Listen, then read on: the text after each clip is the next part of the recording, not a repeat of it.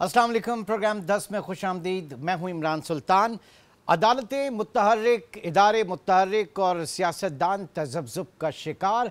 आगे आने वाला वक्त किस तरह से साबित होगा, क्या उनके लिए अदालतों से फैसले आते हैं और जिस तरीके से नैब इस वक्त मुतहर्रिक है। और आज जो साइफर केस है उसमें एक बड़ी डेवलपमेंट हुई और वो ये कि चेयरमैन PTI और शाह महमूद कुरैशी साहब जो हैं उनको बाकायदा इस केस में कसूरवार करार दिया गया है FIA की जानिब से, और FIA ने बाकायदा खुसूसी अदालत में आज चालान भी पेश कर दिया। और बड़ी बात जो और सामने आ रही है कि ख़ुद उनके जो प्रिंसिपल सेक्रेटरी थे आज़म खान, वो इस वक्त एक बड़े गवाह के तौर पर सामने आए हैं FIA के। न सिर्फ वो बल्कि वजारत ख़ारजा के दीगर जो ब्यूरोक्रेट्स हैं वो भी इस वक्त मजबूत गवाह के तौर पर सामने आए हैं। तो ये चीज़ें आगे बढ़ रही हैं। फिर उसके साथ साथ मियाँ साहब की पाकिस्तान वापसी के हवाले से आके उन्हें किस तरीके से अपने केसेस को वो फेस करेंगे और किस तरीके से उनका इस्तकबाल होगा, इसके ऊपर नून लीग काफ़ी मुतहर्रिक है। और मज़ीद आगे देखते हैं तो एक खामोशी सी थोड़ी बहुत इस वक्त देखने में आ रही है पाकिस्तान पीपल्स पार्टी के कैंप में। वहाँ पर ऐसी कोई फ़िलहाल इस तरह की एक्टिविटी नहीं। लास्ट पिछले हफ्ते ज़रूर थी जब एक बात की जा रही थी कि जरदारी साहब जो हैं वो मुफाहिमाना पॉलिसी लेकर चलना चाह रहे हैं और बिलावल भुट्टो जो हैं वो जारहाना पॉलिसी के मूड में। बहरहाल क्या हो रहा है पीपल्स पार्टी के कैंप के हवाले से अगर मैं जानना चाहूँ तो इस वक्त कादिर खान मंदोखेल साहब हमारे साथ मौजूद हैं, रहनुमाए पाकिस्तान पीपल्स पार्टी के। बहुत शुक्रिया मंदोखेल साहब आपका, आपके वक्त का। सबसे पहले इस वक्त हम जो देख रहे हैं सूरत हाल के निगरां हुकूमत और अस्करी क़यादत जितनी वाइब्रेंट है इस वक्त पाकिस्तान में माफियाज के खिलाफ कार्रवाई और ताबड़तोड़ हमले इस वक्त जारी हैं मुख्तलिफ माफियाज के खिलाफ। ये काम तो सर आप लोगों के करने का था, मुंतखब हुकूमतों के करने का था, जो इस वक्त इस केयर टेकर गवर्नमेंट को करना पड़ रहा है। इसका मतलब क्या है कि जो सियासी जमातें वो नाकाम हम समझें या क्या समझें? देखिए, जिसको जो काम है निगरान हुकूमत का शफाफ इलेक्शन कराना, वो अगर एहतसाब में लग गए तो आप अंदाज़ा ये क्यों लगा रहे हो कि ये हमारा काम, अगर हमारा काम उन्होंने संभाला हुआ है तो उनका काम कौन करेगा? इलेक्शन कमीशन तो ऐसी बहाने बना रही है जैसे उनको पता ही नहीं किसी चीज़ का। हल्का बंदी हो चुकी है पिछले साल, इस साल जो अभी 27 तारीख को उसने डिस्प्ले कर दिए उसने और बिगाड़ दिया है। इसका मतलब ये है कि हर उम्मीदवार जो है ना हाई कोर्ट और सुप्रीम कोर्ट का दरवाज़ा खटखटा है। तो ये सारी जो रास्ते हैं ये इलेक्शन की इल्तिवा की तरफ जा रहा है और इसी वजह से पीपल्स पार्टी हमेशा मुतालबा करती है कि आप इलेक्शन शेड्यूल अनाउंस कर दें। अच्छा, मज़े की बात ये है इमरान सुल्तान साहब, जब वो इलेक्शन कमीशन का शेड्यूल जारी होता है तो ट्रांसफ़र, पोस्टिंग और तरक्याती काम पे पाबंदी लगती है। अभी उन्होंने शेड्यूल जारी किया ही नहीं है और सिंध में ट्रांसफर पोस्टिंग पे पाबंदी के बावजूद निगरान हुकूमत के पूरा सिस्टम ब्यूरोक्रेसी को जो है ना वो उखाड़ बिखाड़ कर दिया। तरक्याती कामों पे पाबंदी लगा दी है, जबकि पंजाब में तरक्याती काम चल रहा है। कल निगरान वज़ीर आला का बयान आप देख लें कि तरक्याती काम जोर शोर से चल रहा है। तो हमें समझ में नहीं आ रहे हैं कि ये निगरान हुकूमत आखिर चाहती क्या है और इलेक्शन कमीशन क्या चाहती है। लेकिन मंदोखेल साहब दूसरा एतराज़ ये भी किया जा रहा है कि सिंध में जो इंतज़ामिया है इस वक्त वो मुराद अली शाह साहब की लगाई हुई उनके कैंप की है और निगरान हुकूमत जो है वो उसको सही करना चाह रही है। ये बात भी हो रही है। तो क्या पंजाब में जो इंतज़ामिया है जो 35 साल से मुस्लिम लीग नून की हुकूमत रही है, तो क्या वो श्रीलंका ने लगाए थे? वो सारे वो किसने लगाया है? आप मुझे बता दें कि निगरान हुकूमत का काम ये है कि वो इस बेस पे सबको उठा दे इलेक्शन शेड्यूल अनाउंस किए बगैर कि वो मुराद अली शाह की।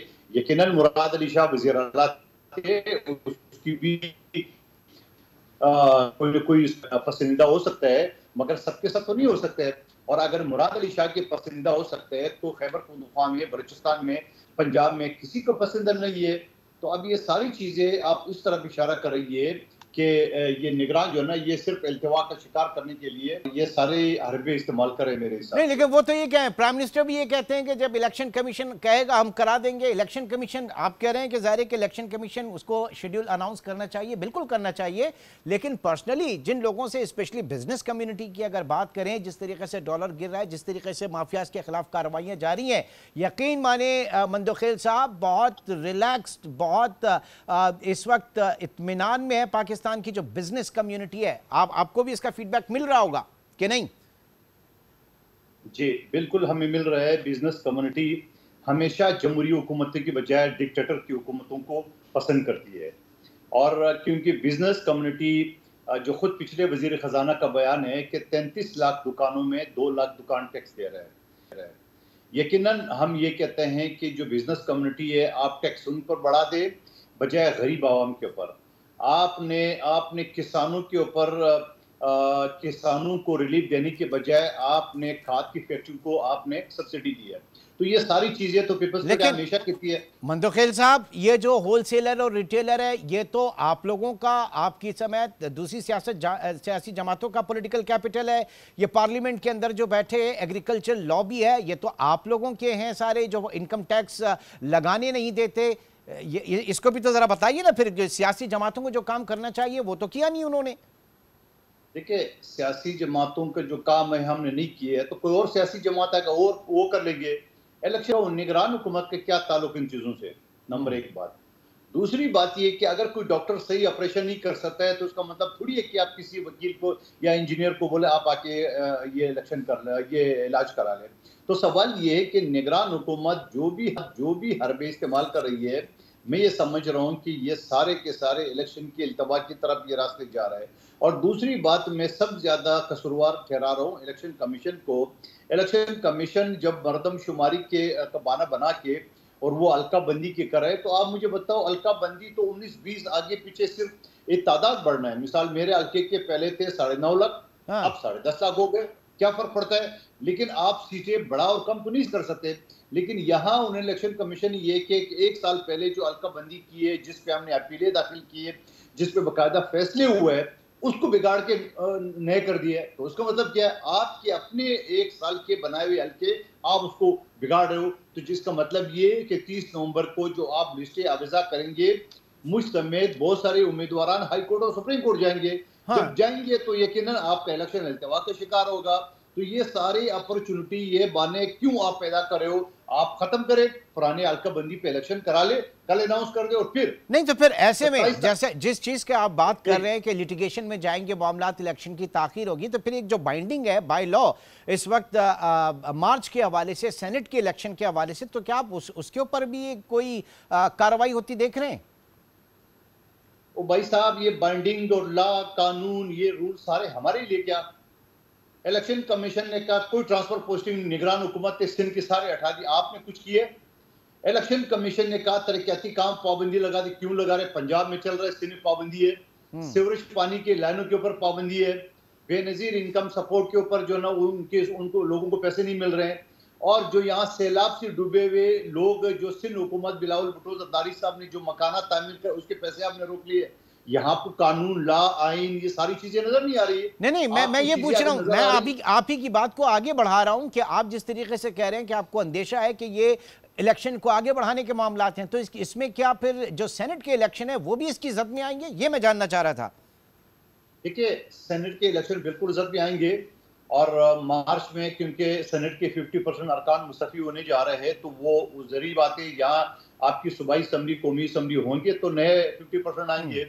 लेकिन मेरा सवाल आपसे ये, आपने मुझे रोक लिया है, 27 तारीख को जब अलका-बंदी का शेड्यूल जारी कर दिया इलेक्शन कमीशन ने, आपने अगले महीने की 27 तारीख तक आपने टाइम दे दिया, पूरा गोया 1 महीने। क्यों? आप टाइम खुद वेस्ट कर रहे हो। आप 3 दिन का टाइम दे दे, हम 24 घंटे के अंदर अपना इतराज़ा जमा कर देंगे।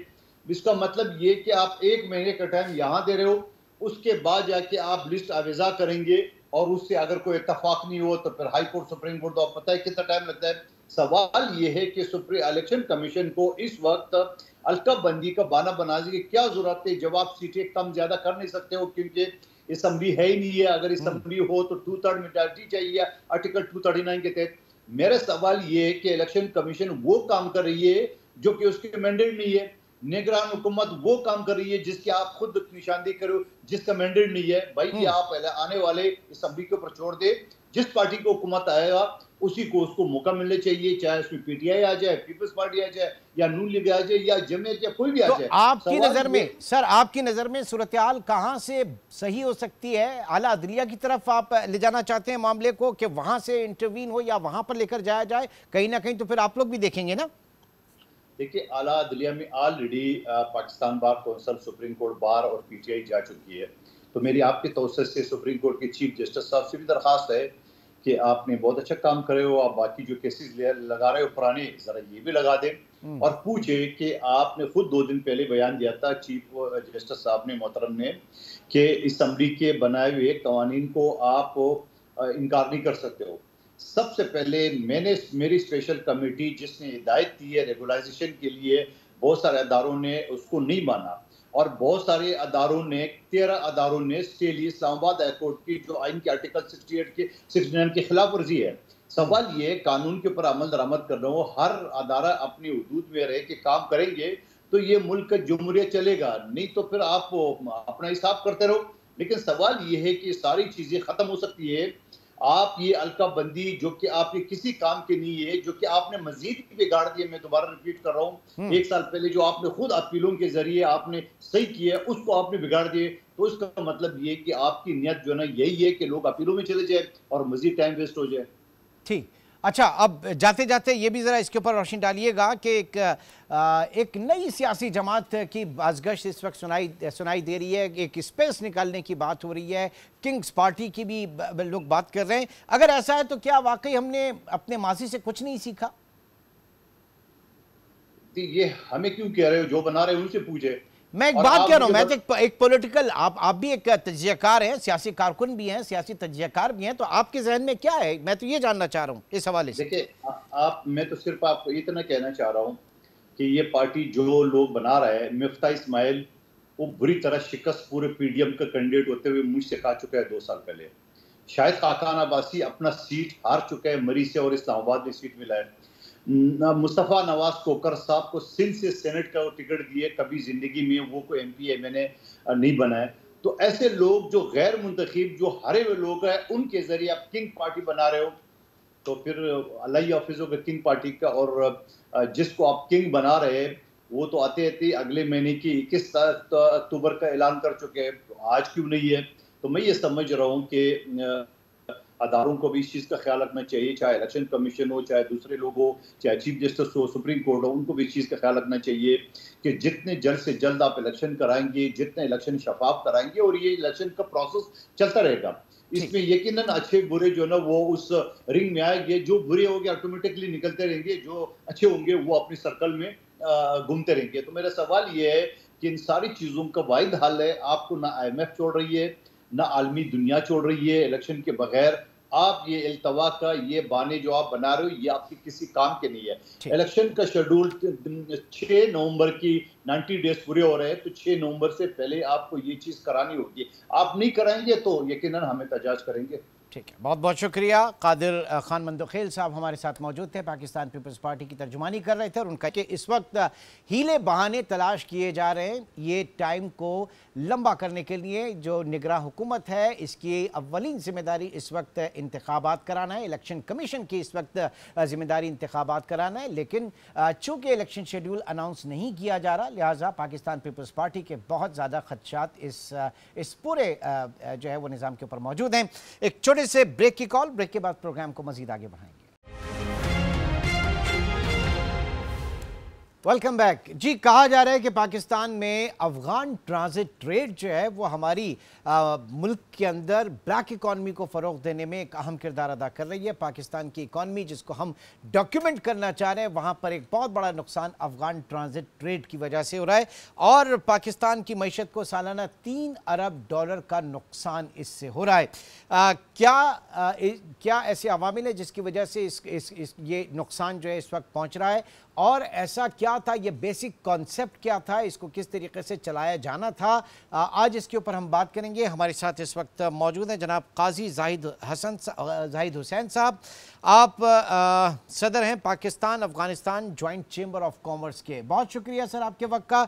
सबसे पहले तो मैं ये जानना चाहूँगा कि अफगान ट्रांजिट ट्रेड जो है वो पाकिस्तान वाया ये कॉरिडोर देने का असल मकसद क्या था, पहले तो ये बताइएगा। बिस्मिल्लाहिर्रहमानिर्रहीम। थैंक यू वेरी मच जी। बड़े सेंसिटिव इशू के ऊपर आपने मुझे मौका दिया, मैं आपका शुक्रगुजार हूँ। इसमें गुजारिश ये है कि दुनिया के अंदर एक जनेवा कन्वेंशन कि जितने भी ममालिक सिग्नेटरी हैं, जो भी कंट्रीज जिनके पास सी पोर्ट नहीं होती और लैंड लॉक कंट्रीज कहलाती हैं, वो पाकिस्तान भी सिग्नेटरी है, और जितने सिग्नेटरी ममालिक हैं वो दूसरे पाबंद होते हैं उनको लैंड रूट के जरिए उनको कनेक्टिविटी टू सी पोर्ट देने के। तो ये उस सिलसिले की एक कड़ी है। पाकिस्तान ने 1958 में पहला मुआहिदा हुआ पाकिस्तान अफगानिस्तान के दरमियान, और 1965 में दोबारा फिर रिव्यू हुआ। 1965 वाला जो मुआहिदा है वो 2010 तक चला। अच्छा। और 2010 के बाद आज जो इस वक्त एग्जिस्ट कर रहा है वो एफ्टा 2010 के नाम पे पाकिस्तान और अफगानिस्तान का एग्रीमेंट है, और जो राहदारी पाकिस्तान ने उनको प्रोवाइड की हुई है। अच्छा, ठीक है। अब इस राहदारी के थ्रू अफगानिस्तान को एक्सेस मिलना था पोर्ट्स तक, राइट? जी ठीक। अब इसका मिसयूज क्या हो रहा है? ऐसा क्या हो रहा है कि जनाब ये पाकिस्तान को नुकसान पहुंचा रहा है? इसका मिसयूज देखें, पहले ये एक बात समझने की जरूरत है कि हम इसको बिल्कुल ऐसा कर देते हैं कि बिल्कुल मिक्सअप हो जाता है मामला।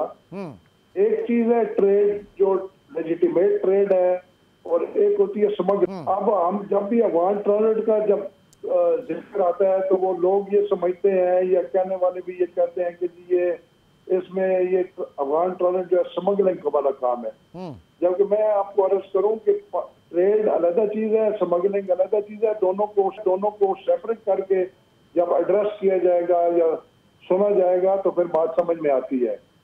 तो पाकिस्तान की जो राहदारी है, ये मिसयूज इस उसको कहते हैं कि जैसे ये 100% जो इस वक्त मैकेनिज्म है, या जो भी मैयर्स पाकिस्तान कस्टम एफआईआर की तरफ से लिए गए हैं या कॉमर्स मिनिस्ट्री की तरफ से लिए जाते हैं, उसका वो जो राहदारी है वो चूंकि देने के हम पाबंद है, तो ये पूरा क्रॉस बॉर्डर होता है। माल अफगानिस्तान, हमारे जो बॉर्डर्स हैं दो साइडें हैं, बल्कि अब एक और भी ऐड हो गया, गुलाम खान तोरखम है, गुलाम खान है, और चमन सर ये जरा बताइएगा मुख्तसरन कि जनाब ये जो कहा जाता है कि अफगान ट्रांजिट ट्रेड का सामान जो है वो पाकिस्तान के अंदर ब्लैक मार्केट के अंदर बिकता है, ये जरा बता दीजिएगा हमें, ये कैसे होता है? मैं अर्ज कर रहा हूँ कि ये क्रॉस बॉर्डर हो जाता है 100%। अच्छा, ये बात कंफर्म है, क्योंकि ऐसा मैकेनिज्म है, कस्टम उसको मॉनिटर करता है, ट्रैकिंग सिस्टम है, ट्रैकिंग डिवाइस लगी हुई है, और वो अगर डोर के भी कोई ऊपर अटेम्प्ट करता है तो डोर अलर्ट आ जाता है, और वो कस्टम को भी आता है और ट्रैकिंग कंपनी को भी आता है। अच्छा, ये जो इशू है ये स्मगलिंग का इशू है। देखिए, हम स्मगलिंग को कहते हैं कि स्मगलिंग अगर एक कागज का टुकड़ा भी स्मगल होके आता है वापस, तो हम उसके लिए उसके हक में नहीं है। ठीक है, यानी आप ये कह रहे हैं कि ये 100% जो अफगानिस्तान चला जाता है, फिर वहां से स्मगल होकर पाकिस्तान की मार्केट में आता है? जी हाँ, पाकिस्तान की मार्केट में आता है, और ये जो एजेंसियां वहां पे काम कर रही हैं, ये उनका काम है कि स्मगलिंग को रोके। ठीक। अच्छा, ये भी कहा जा रहा है कि जनाब वो अंडर इनवॉइसिंग की जाती है अफगानिस्तान के जरिए, वहाँ के ताजिर वगैरह जो है उसमें कीमतें जो है वो कम लिखवाई जाती हैं, फिर उसके साथ साथ हमें वो ये स्मगलिंग वगैरह जो करते हैं तो 3/4 माल जो है उससे वो ड्यूटी वगैरह बचा लेते हैं। देखिए, जो भी ट्रांजिट फैसिलिटी जहाँ पे दुनिया के अंदर है, वहाँ पे वो ड्यूटी टैक्सेस से एग्जेम्प्ट होती है। सिर्फ वो चाहते हैं जैसे पोर्ट के चार्जेस हैं, या टर्मिनल्स के चार्जेस हैं, या जो ट्रांसपोर्टेशन है वो चार्जेस हैं, या जो कस्टम एजेंट जो सर्विस अपनी देता है वो जो चार्जेस हैं, इसके अलावा जितनी भी ड्यूटी टैक्सेस इसके ऊपर एग्जेम्प्ट होते हैं। तो ये अंडर इनवॉइसिंग हो या ओवर इनवॉइसिंग हो, इससे कोई फायदा या नुकसान नहीं है। अच्छा, अब ये इंटरनेशनल, क्योंकि कहा यह जा रहा है इंटरनेशनल स्टैंडर्ड के तहत, तो उन कवानीन के तहत इस ट्रेड को रन किया जाए, इस राहदारी को इस्तेमाल किया जाए, तो उसमें आप क्या समझते हैं कि ये जो 100% अफगानिस्तान चला जाता है, सारा मसला वहाँ से फिर स्मगलिंग का है, उसको रोका जाए, अदरवाइज सिस्टम जो है वो इंटैक्ट है? जी बिल्कुल, सिस्टम भी इंटैक्ट है और इसके अलावा ये जितने भी इंटरनेशनल स्टैंडर्ड्स के मुताबिक जो भी कवानीन वज़ा किए जाते हैं वो एफबीआर की तरफ से या कॉमर्स मिनिस्ट्री की तरफ से वो इम्प्लीमेंटेड है और उसी के मुताबिक काम हो रहा है। लेकिन सर कहने वाले तो ये भी कहते हैं कि जनाब वो जो कंटेनर्स होते हैं उनके अंदर जो ट्रैकिंग सिस्टम होता है उसके साथ भी छेड़छाड़ की जाती है और पूरा एक इस तरह के वाकयात हुए। देखें वो तो जो सिस्टम होता है अगर वो छेड़छाड़ कोई करता है तो उसका, जैसे मैंने अर्ज किया कि उसकी पूरी उसी वक्त जो है इंडिकेशन आ जाता है ट्रैकिंग कंपनी के पास भी और कस्टम के पास भी, और वो उसके पास ऐसा मैकेनिज्म है कि जिस एरिया के अंदर वो कंटेनर होता है वो फौरी तौर पे जो उनकी जो कस्टम का एक निज़ाम है उसके तहत उनके फौरी तौर पे गाड़ियां जाती हैं और उसको अलर्ट किया जाता है और वो उसको देखा जाता है। ऐसे कोई इशू और अगर कोई 1% या कोई 0.5% कोई इस तरह के इंसिडेंट तो देखें दुनिया के अंदर है, और मसला यह है कि सारे ट्रेड को बदनाम करना या उसको स्मगलिंग का एक बनाना की चीज, तो ये मैं समझता हूँ मुनासिब नहीं है। इसको वो लोग इस तरह की बात करते हैं जिनको इस पूरे सिस्टम की समझ नहीं है। ठीक है जी, यानी इस वक्त बात सर ये है कि चूंकि अफगानिस्तान लैंडलॉक कंट्री है, वहाँ पर समंदर मौजूद नहीं है और इंटरनेशनल सिग्नेटरी है पाकिस्तान इस मुआहदे का कि वो ट्रेड के लिए, तिजारत के लिए समंदरों तक जो है एक राहदारी देगा इस पाक अफगान ट्रांजिट ट्रेड के थ्रू, और इस में जो वापसी का अमल है, जो सामान अफगानिस्तान चला जाता है और वहाँ से जो स्मगलिंग होकर पाकिस्तान की मार्केटों के अंदर आता है उसको रोकने की ज़रूरत है। हमारे साथ मौजूद थे काजी जाहिद हुसैन साहब, आप प्रेसिडेंट हैं Pakistan Afghanistan joint chamber of commerce and industry के, और इस अहम तरीन इशू पे अपने व्यूज़ हमारे साथ शेयर कर रहे थे। एक ब्रेक की कॉल है, ब्रेक के बाद प्रोग्राम को मजीद आगे बढ़ाएंगे। Welcome back. और अब बात करेंगे पंजाब, बिलखुसूस इस वक्त लाहौर और दीगर इलाकों की बात करें जहां कहा यह जा रहा है कि आशूब चश्म के हवाले से 1 लाख केसेस जो हैं वो रिपोर्ट हो चुके हैं। तादाद इससे कहीं ज़्यादा है क्योंकि सिंध में, कराची में भी हमने देखे कि बहुत सारे केसेस इस तरह के सामने आए। पंजाब में जो है इस वक्त स्कूलों को भी बंद कर दिया गया पीर तक, और कहा यह जा रहा है कि नॉर्मली जो मानसून सीज़न होता है उसके बाद आशूब चश्म या कंटेजियस वायरस आई इन्फेक्शन जो है ये बढ़ता है, पनपता है। क्या सूरत हाल है, ये कितनी संगीन हो सकती है, इसके ऊपर हम बात करेंगे। हमारे साथ मौजूद हैं प्रोफेसर डॉक्टर ज़ीशान कामिल साहब, माहिर अमराज़ चश्म हैं, ऑप्थेल्मोलॉजिस्ट। बहुत बहुत शुक्रिया डॉक्टर साहब आपके वक्त का। सबसे पहले तो ये बताइए ये कितनी जो सूरत हाल है इस वक्त, हर दूसरा बंदा जो पंजाब में, पिंडी में भी इस वक्त कहा जा रहा है कि वो आई इन्फेक्शन में मुब्तला है, ये कितनी संगीन सूरत हाल है, पहले तो ये बताइए। लेकिन ये सूरत हाल तो इस वक्त काफ़ी संगीन नौयत इख्तियार कर गई है।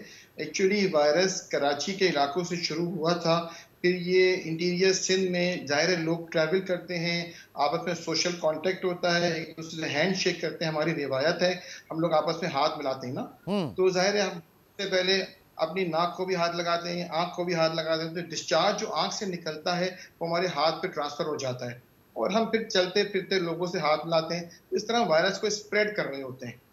तो बेसिकली ये होता है कि अपने कराची से निकला, ज़ाहिर लोग ट्रैवल कर रहे हैं, इंटीरियर सिंध में गया, फिर वो आप ट्रैवल कर रहे होते हैं एयर का भी और ट्रेन का भी, तो इस तरह पूरे पाकिस्तान में ये स्प्रेड कर रहा है और सूरत हाल काफ़ी संगीन हो चुकी है इसकी।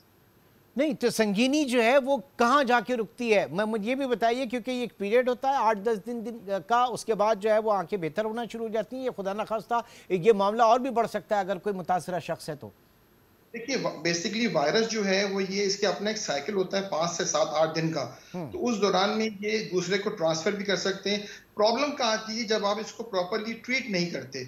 इशू क्या होता है, लोग आपस में एक दूसरे से पूछ के भाई तुमने क्या दवाई इस्तेमाल की, तुमने क्या दवाई इस्तेमाल की, ओवर द काउंटर जाके दवाई ले लेते हैं फार्मास्यूटिकल स्टोर से, तो वो जो है बीमारी को फैलाने में एक बहुत बड़ा रोल है। अगर आप प्रॉपरली आई स्पेशलिस्ट से कंसल्ट करें, क्योंकि वायरस में और बैक्टीरिया बड़ी वेरिएशन होती है, किसी को संगीन नौयत का होता है, किसी को कम नौयत का होता है। आप क्या करते हैं फिर एक मसला ये होता है कि आप एक दवाई खरीदते हैं स्टोर से और पूरा घर वही बोतल इस्तेमाल कर रहा होता है, तो वो एक के जरासीम दूसरे को ट्रांसफर हो रहे होते हैं। अगर आपके घर में 5 लोग होंगे तो 4 तो ठीक हो जाएंगे, एक जो होगा उसको इतना संगीन हो जाएगा कि उसका कॉर्निया भी खराब होने लगता है, उसकी निगाह भी खराब होने लगती है। और इसमें मैं जब तक मैं देख रहा हूँ इतनी वेरिएशन है इसके अंदर, माइल्ड आई इन्फेक्शन से लेकर सिवियर तक चला गया है। कुछ लोगों को सर में दर्द भी बहुत ज्यादा है, कुछ लोग जिन्होंने खुद से दवाइयां इस्तेमाल की हैं, एक्यूट फेज तो उसका ठीक हो गया है, हाँ। लेकिन बाद में लोगों की आंख हेमरेजेस हो रहे हैं, सर का दर्द हो रहा है, विजन खराब हो रही है। तो बेहतर ये अच्छा, कि इसमें भी डॉक्टर साहब ये सब सिर्फ एक ही बीमारी नहीं है, इसके मुख्तलिफ वेरिएशंस हैं। इसमें कहा यह जा रहा है कि कुछ एलर्जिक आई इन्फेक्शन भी होता है, जो जानवरों जो पालतू पैट्स होते हैं, घरों में जानवर होते हैं, उनकी खुश्की वगैरह से भी लगता है। तो मुख्तलिफ वेरिएशन की अलामात अलग अलग हैं, तो उनका इलाज भी अलग है। जी जी, उनका इलाज भी अलग अलग है। देखिए, जिस तरह का वायरस होता है, जिस तरह का बैक्टीरिया होता है ना, उसके हिसाब से दवाई वेरी करती है। हर एज की दवाई वेरी करती है, वायरस की इंटेंसिटी की दवाई वेरी करती है। लोग एक ही दवाई खरीदते हैं, वो डालना शुरू कर देते हैं। सारा इशू यहाँ आता है। तो इससे आप अपनी इम्यूनिटी भी खराब कर रहे होते हैं और दवा सही इस्तेमाल न करने की वजह से प्रॉपर इलाज सर वो दवाओं की किल्लत, और पता है आपको मार्केट का क्या इस वक्त है, फिर वो ब्लैक में बिकती हैं। यहाँ तो अर्के गुलाब जो है वो भी इस वक्त नापैद हो गया है। खबरें आ रही हैं लाहौर से कि वहाँ पर नहीं मिल रहा, कमयाब हो गया है। ये बताइए, अर्के गुलाब जो है एक डोमेस्टिक और देसी रेमेडी क्या है इसके लिए, पहले तो ये बता दीजिए। सर देखिए, पहली बात तो ये है कि अर्के गुलाब कोई दवा नहीं है। लोग अपने जहन से निकाल देंगे अर्के गुलाब दवा है। लोग क्या करते हैं कि नल से जाके धोते हैं। हमें नहीं पता कि ये वायरस टैप वाटर के थ्रू आया है कराची में या कहाँ से आया, हमें नहीं पता। अब लोग नल से जाके आंखें धोना शुरू करते हैं, हो सकता है पानी में ये वायरस हो, हमें नहीं पता। ठीक है। दूसरा, अर्के गुलाब के अंदर आपको नहीं पता पाकिस्तान में गुलाब की बोतलों के अंदर क्या भरा हुआ होता है, हमें अंदाजा ही नहीं है। इसके अलावा कुछ ऐसी ड्रग्स होती हैं जो हाई लेवल की होती हैं, स्टीरॉइड, तो सस्ते मिल जाते हैं, लोग स्टोर से लेते हैं, डालते हैं। ये बेसिकली 3 चीजें जो होती है ना, गंदा पानी, टैप वाटर, और ये आप समझ लीजिए कि अर्के गुलाब और ये स्टीरॉइड के आई ड्रॉप्स, ये तीनों मिलकर खराब करते हैं चीजों को। और सर अगर एक आम आदमी ने, मैं एक रेमेडी की बात कर रहा हूं, फिर अगर वो टैप वाटर यूज नहीं करे तो क्या करे? फिल्टर वाटर यूज करे, बॉइल्ड वाटर यूज करे, क्या करे? बेहतर ये है कि अगर आपके पास कुछ भी नहीं है तो टैप वाटर के बेहतर ये है कि आप फिल्टर वाटर या फ्रिज से ठंडा पानी इस्तेमाल करें। सॉरी, जो पानी आप पीने के लिए इस्तेमाल करते हैं ना, एटलीस्ट वो इस्तेमाल कर लें आंख साफ करने के लिए। टिश्यूज अपने हाथ में रखें, अपनी आंख के डिस्चार्ज को टिश्यू से साफ करें और टिश्यू को प्रॉपर्ली डस्टबिन में डिस्पोज ऑफ करें। ठीक।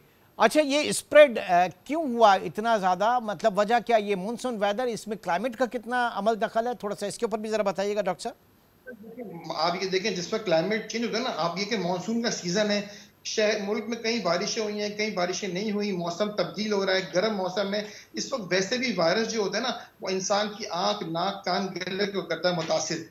कुछ लोगों को इस वायरस ने गले को मुतासिर किया है, कुछ को हेडिक हो रहा है, किसको साइनस ब्लॉक हुए हैं। मोस्टली वायरस इस दफा जो है वो आंख को इफेक्ट किया है। तो ज्यादातर लोगों की आंखें आप देखें इन्फेक्शन में चली गई हैं, रेड आई में चली गई हैं, मगर कुछ लोगों को इस वायरस ने नाक, कान, गले को भी इन्वॉल्व किया है। लोगों के गले भी खराब है, लोगों को हेडिक भी हो रहा है। इस मौसम में चूंकि बारिशें हर जगह प्रॉपर लेवल से नहीं हुई हैं, गर्मी आ रही है, मौसम तब्दील हो रहा है, हाँ। तो मौसम का रोल तो इसमें है, इस बात से कोई नहीं, मौसम का रोल इसके अंदर है। हमारी वेदर कंडीशन जो है, हमारा डस्टी एटमॉस्फेयर जो है वो है। और जहां तक आप बात करते हैं स्प्रेड का, तो हमारे सोशल कॉन्टेक्ट्स हैं, हम लोगों से हाथ मिलाते हैं, इस वक्त अपने हाथ को हाथ लगाते हैं, टिश्यू यूज नहीं करते, प्रॉपर डिस्पोज ऑफ नहीं करते उसको, जगह जगह हम हाथ रख रहे होते हैं और वो हाथ अपनी आंख पे लगा रहे होते हैं। अच्छा, अब जरा पर्टिनेंट बात करते हैं लाहौर की, पंजाब की। तो वहाँ मौसम जो इस वक्त है और आगे जाके जो है वो अब अगले 1-8 महीने में सर्दी ज़्यादा बढ़ेगी, स्मॉग वगैरह भी वहाँ पर काफ़ी हो जाएगा।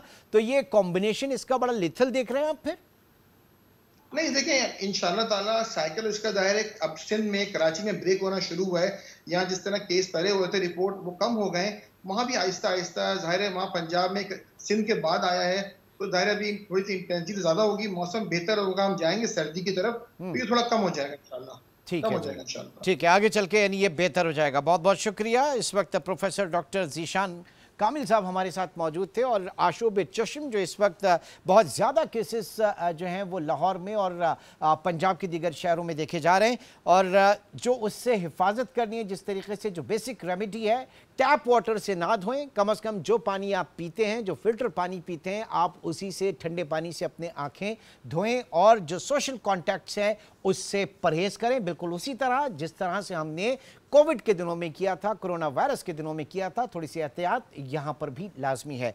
आज के प्रोग्राम से अब तक इतना ही। इंशाल्लाह आपसे कल मुलाकात होगी। अपना बहुत ख्याल रखिएगा। अल्लाह हाफ़िज़।